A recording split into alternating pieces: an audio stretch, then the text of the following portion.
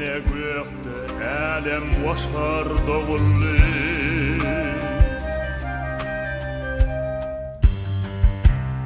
ağırlaşıp kadlar geçti üstümden.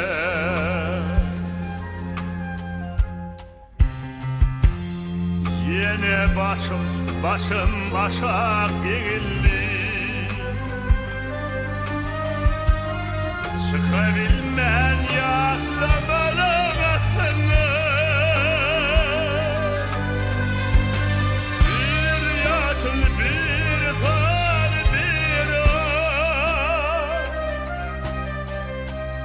elim motor yaşlığım yoluydu. Gördüm kelbediminle yıkacağım.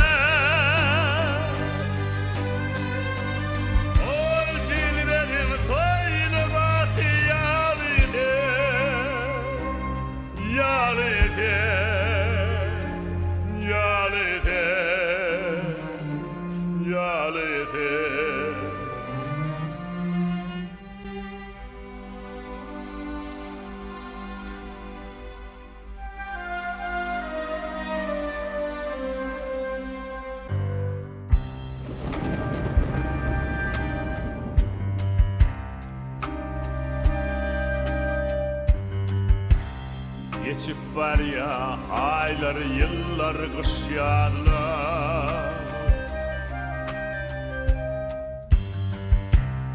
yine bakar tepeleyer çağladı.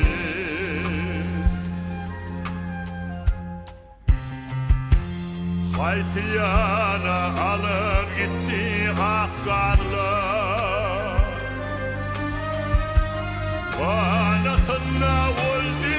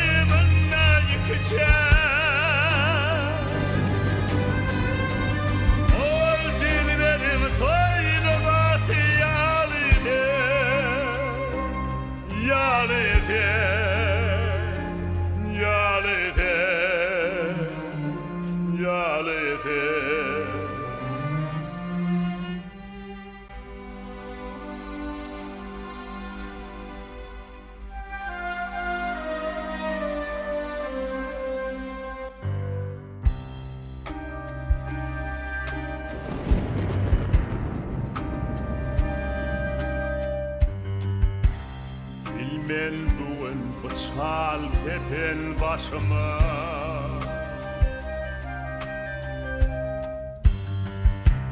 ak karların ak yeliği düştü mü?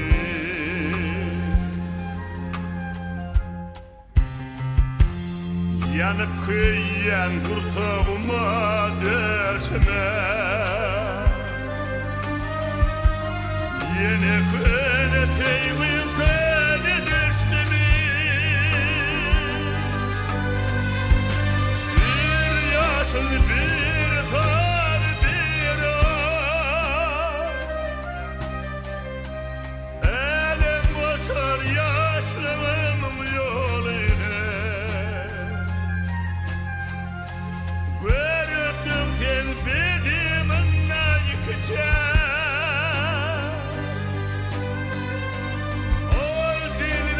Koynu batı yalide, yalide.